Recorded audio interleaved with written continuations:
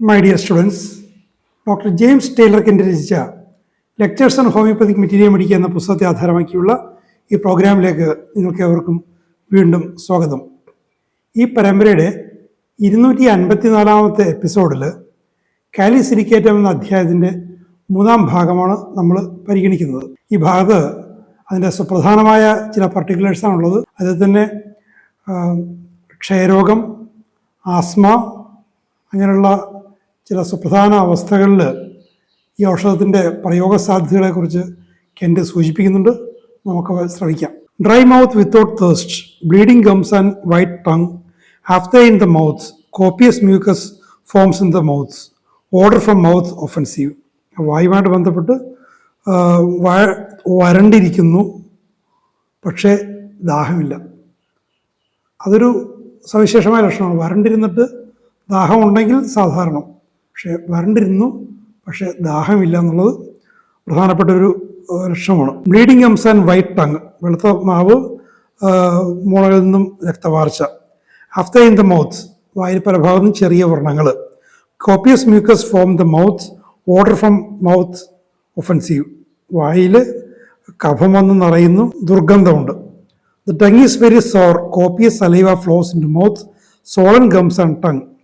അപ്പോൾ നാവ് വല്ലാത്തൊരു നൊമ്പരമുണ്ട്, വായിൽ ധാരാളം ഉമിനീര് വന്ന് നിറയുന്നു, മോണ വീങ്ങിയിരിക്കുന്നു, നാവ് വീങ്ങിയിരിക്കുന്നു, വായിക്ക് രുചി മോശം, രാവിലെ കയ്പ് രുചി, ചോരയുടെ രുചി, ചവർപ്പ്.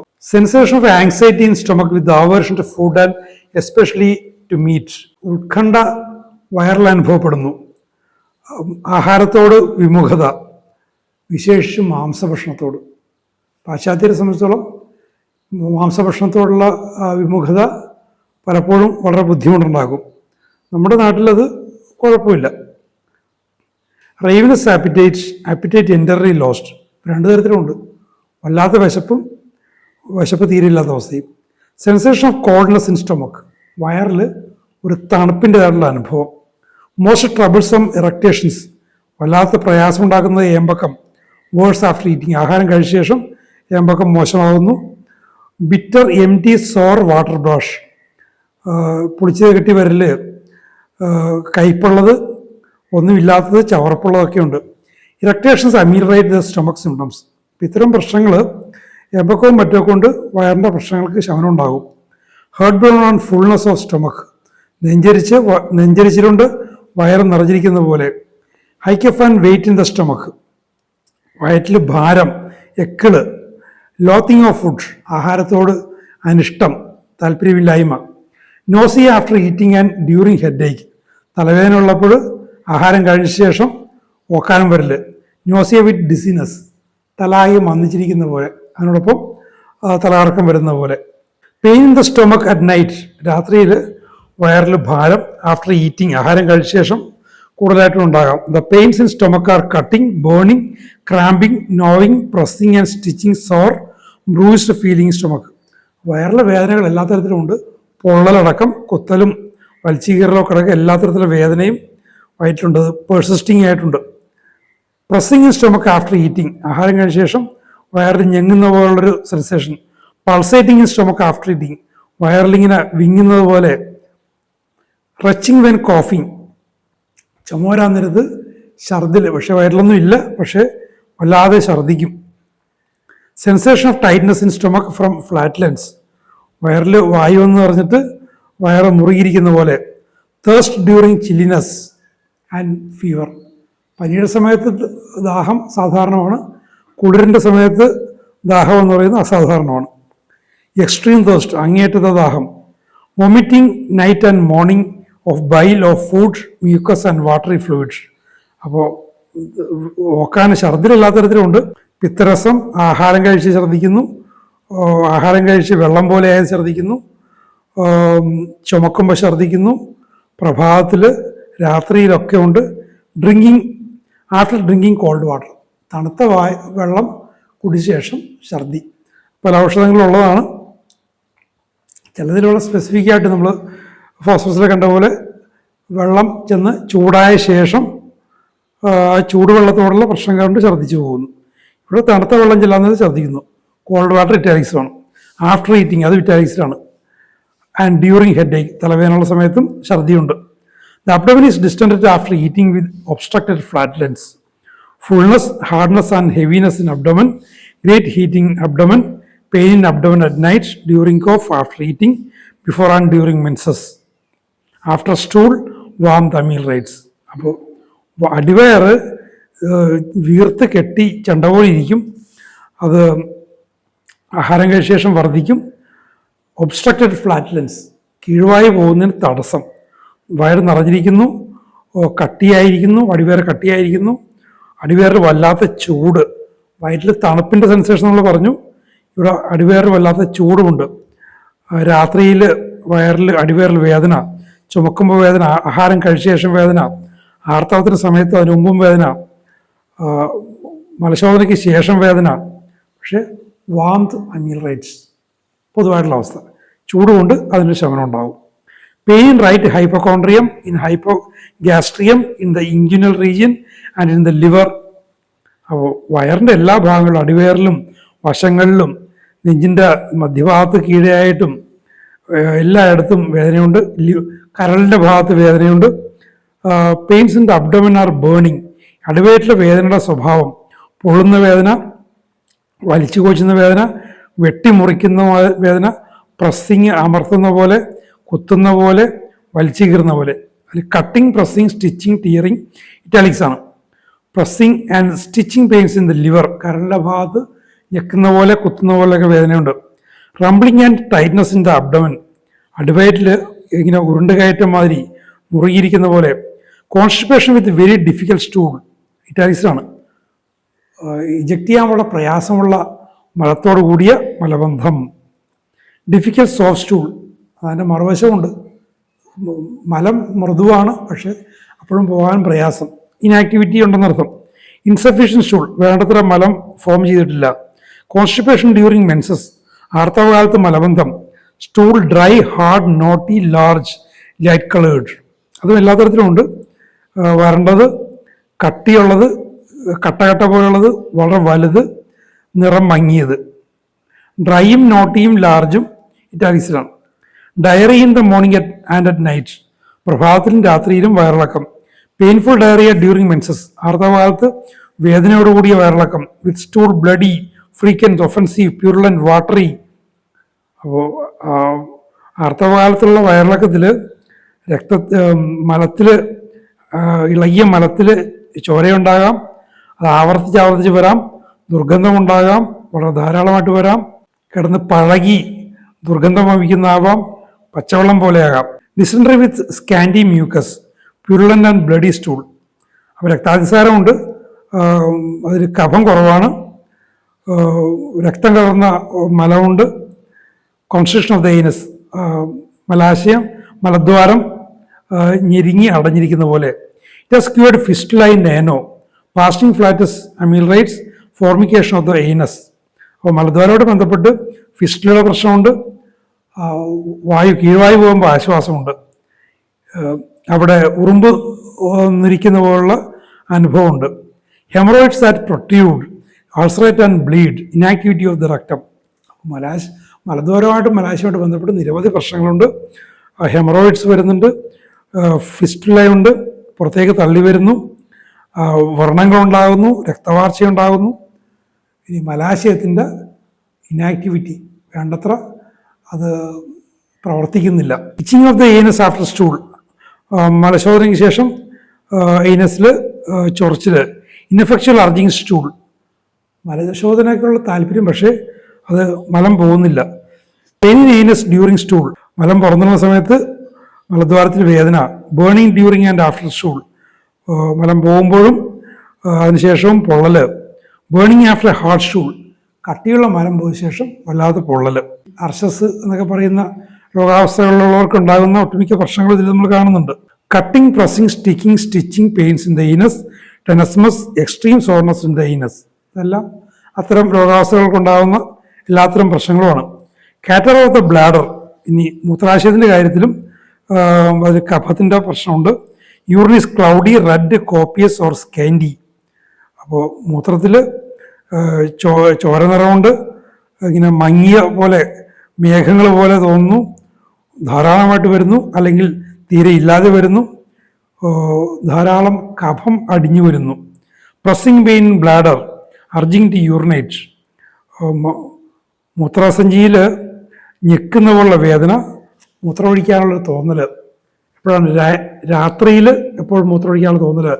കോൺസ്റ്റന്റ് ഫ്രീക്വന്റ് ഇൻഎഫക്ച്വൽ, രാത്രിയിൽ എപ്പോഴും മൂത്രമൊഴിക്കാൻ തോന്നും, പക്ഷേ ഇൻഎഫക്ച്വലായിട്ടും വരാം, മൂത്രം പോകില്ല, തോന്നൽ മാത്രമേ ഉള്ളൂ. ദ യൂറിൻ ഡ്രിബിൾസ്, തുള്ളിയായി പോകുന്നു.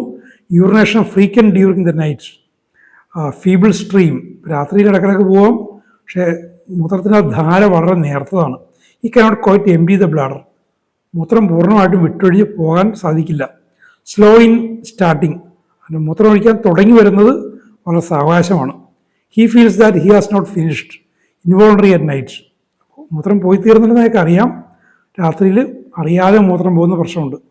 പൊതുവെ വാർദ്ധക്യത്തിലെത്തിയ ആളുകൾക്ക്, വിശേഷം പുരുഷന്മാർക്കുണ്ടാകുന്ന നിരവധി പ്രശ്നങ്ങളാണ് കാലിസിലിക്കേറ്റത്തിൽ നമ്മൾ കാണുന്നത്. Burning in the യുറേത്ര during urination, സ്ത്രീകളെ സംബന്ധിച്ചോളം മൂത്രമൊഴിക്കുന്ന സമയത്ത് യുറേത്രയിൽ പൊള്ളല്. ഇനി സെക്ഷൽ സിംറ്റംസ് ആണ്. Erections in the morning and during the night, രാത്രിയിലും പ്രഭാതത്തിലും ഇറക്ഷൻസ് ഉണ്ട്, പക്ഷേ വേദനാജനകമാണ്, പക്ഷെ വയലൻ്റായിട്ട് വളരെ ശക്തമായിട്ട് വരുന്നു, വേദനാജനകമാണ്. വിത്തൗട്ട് ഡിസയർ, സെക്ഷൽ ഡിസയർ ഇല്ലാതെ തന്നെ ഇറക്ഷൻ വരാം. ഇൻഡ്യൂറേഷൻ ഓഫ് ദ ടെസ്റ്റസ്, വൃഷണങ്ങളിൽ കല്ലിപ്പ്. Itching of the scrotum. Seminal emissions, seminal emissions ഇറ്റാലിക്സിലാണ്, ശുക്ലം അറിയാതെ പോകുന്നു. Sexual desire at first increase then diminished later lost, ലൈംഗികമായ താല്പര്യം ആദ്യം വർദ്ധിക്കുന്നു, പിന്നെ കുറഞ്ഞില്ലാതാകുന്നു, തീരെ ഇല്ലാത്ത അവസ്ഥ വരുന്നു. സ്വെല്ലിംഗ് ഓഫ് ദ ടെസ്റ്റസ്, വൃഷണങ്ങളിൽ വീക്കം. അപ്പോൾ വൃഷണങ്ങളുമായിട്ട് ബന്ധപ്പെട്ടും പുരുഷ ഗ്രന്ഥിയുമായിട്ട് ബന്ധപ്പെട്ടും ഉള്ള പ്രശ്നങ്ങളുണ്ടെന്നർത്ഥം. ഇത്തരം ലക്ഷണങ്ങളിലൂടെ നമുക്ക് അത്തരം പ്രശ്നങ്ങളെ നമുക്ക് നേരിട്ട് സുഖപ്പെടുത്താൻ പറ്റും. Catarrh of the air passages, irritation of larynx and trachea. ഇനി ശ്വസന വ്യവസ്ഥയുമായിട്ട് ബന്ധപ്പെട്ടുള്ള കാര്യങ്ങളാണ്. സ്ത്രീകളുടെ യൂറിനൽ ആൻഡ് സെക്ഷൽ പ്രശ്നങ്ങൾ. Eruptions and itching of the vulva, മൂത്രാശയത്തിൽ പരുക്കൾ വരുന്നു, കുരുക്കൾ വരുന്നു, ചൊറിച്ചിലുണ്ടാകുന്നു. ലുക്കോറിയ, വെള്ളപ്പോക്ക്. എസ്കോറിയേറ്റിംഗ് ആൻഡ് യെല്ലോ, സ്രവങ്ങൾ സ്പർശിക്കുന്നിടങ്ങളിൽ തൊലി ദ്രവിച്ചു പോകുന്നു, മഞ്ഞ നിറം. എസ്കോറിയേറ്റിങ്ങും യെല്ലോയും ഇറ്റാലിക്സിലാണ്. വേഴ്സ് ആഫ്റ്റർ മെൻസസ്, ആർത്തവശേഷം ഈ പ്രശ്നങ്ങൾ വർദ്ധിക്കും. Menses bright red, copious, frequent, intermittent, late, offensive, painful, pale, scanty, short, suppressed, metrorrhagia between the menstrual periods, dragging down the feeling of the pelvis. അപ്പോൾ ആർത്തവമായിട്ട് ബന്ധപ്പെട്ടും ഒരുവിധപ്പെട്ട പ്രശ്നങ്ങളെല്ലാം ഉണ്ട്. നല്ല ചുവന്ന നിറത്തിലുള്ള രക്തം ധാരാളമായി വരുന്നു, ഇടയ്ക്കിടെ വരുന്നു, ഇടവിട്ട് വരുന്നു, വൈകി വരുന്നു, ദുർഗന്ധം ഉണ്ടാകുന്നു, വേദന, വിളർച്ച, ഒരുവിധപ്പെട്ട ആർത്തവ സംബന്ധമായ പ്രശ്നങ്ങളെല്ലാം ഉണ്ടെന്ന് അർത്ഥം. ഇതിൽ എഴുതാത്ത കാര്യങ്ങൾ വന്നാലും അത് പേടിക്കാനില്ല. ജനറൽ കണ്ടീഷൻസ് എഗ്രി ചെയ്യുകയാണെങ്കിൽ ആർത്തവ സംബന്ധമായ ഒട്ടെല്ലാ പ്രശ്നങ്ങളെയും കാലിസിലിക്കേറ്റം സുഖപ്പെടുത്തിക്കൊള്ളും എന്ന് മനസ്സിലാക്കിയാൽ മാത്രം മതി.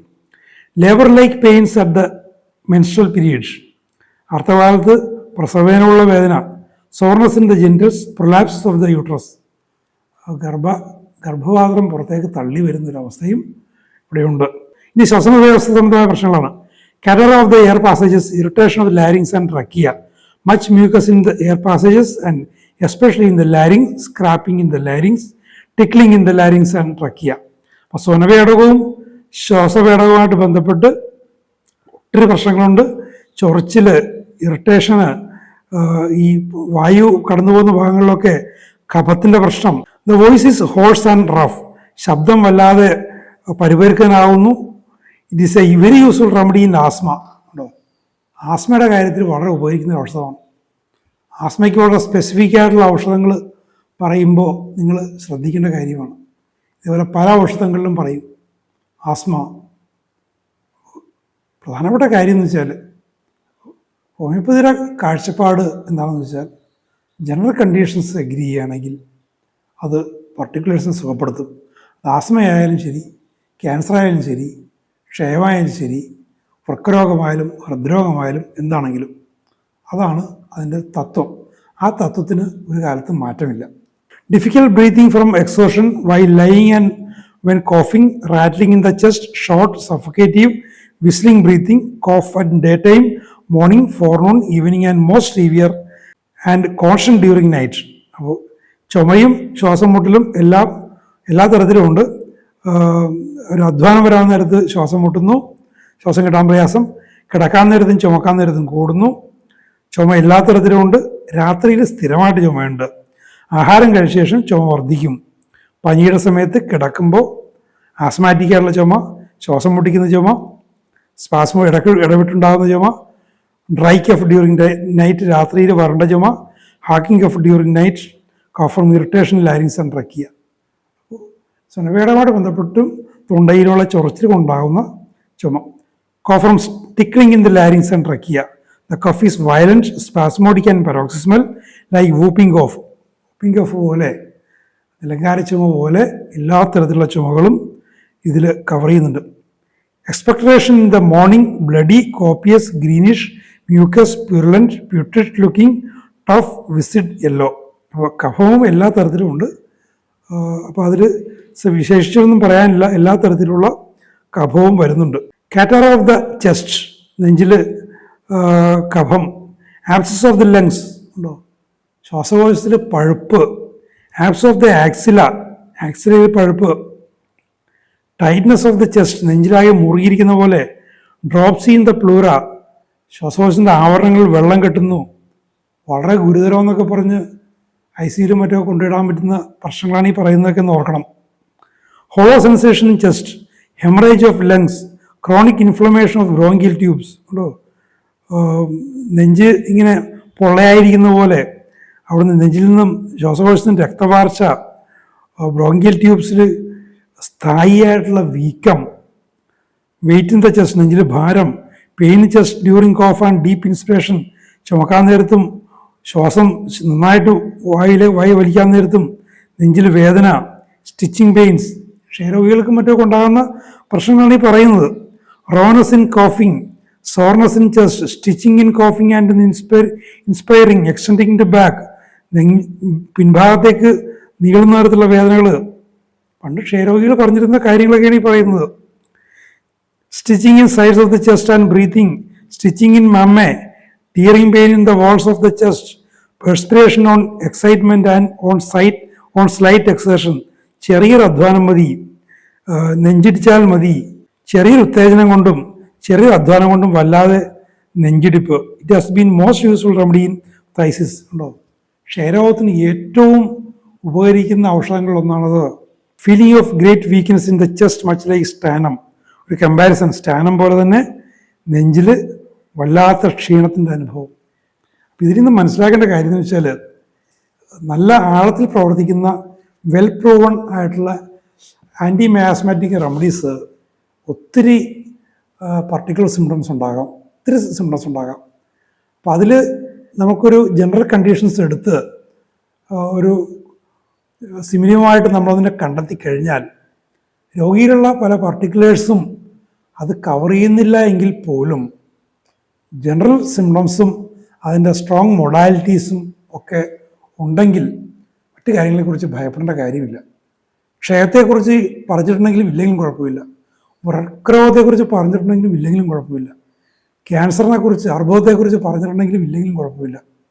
ഇത് ഞാൻ പറയുന്നത് ആധികാരികമായിട്ട് തന്നെയാണ്, എൻ്റെ സ്വന്തം അനുഭവം വെച്ചുകൊണ്ട് തന്നെ പറയുന്നത്.